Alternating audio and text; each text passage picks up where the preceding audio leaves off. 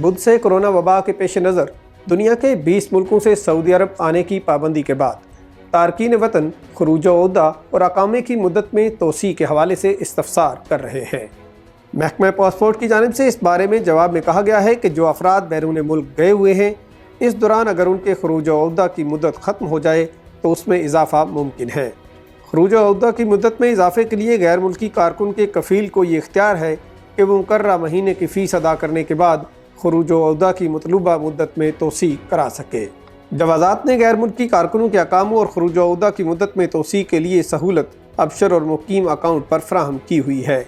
تاہم اس کے لیے لازمی ہے کہ پہلے مقررہ مہینوں کی فیس ادا کی جائے۔ خروج و عودہ کی توسیع کے لیے 100 ریال فی ماہ کے حساب سے فیس ادا کی جائے گی، اور اگر اقامہ کی مدت میں توسیع کرانا ہے تو اس کی مقررہ فیس ادا کرنے کے بعد توسیع کے آپشن کو استعمال کرتے ہوئے کارکن کے اقامے کی توسیع کرائی جا سکتی ہے۔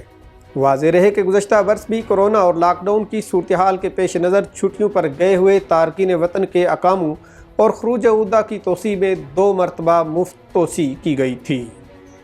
اس خبر اور دیگر خبروں کی تفصیل جاننے کے لیے وزٹ کیجیے ہماری ویب سائٹ urdunews.com۔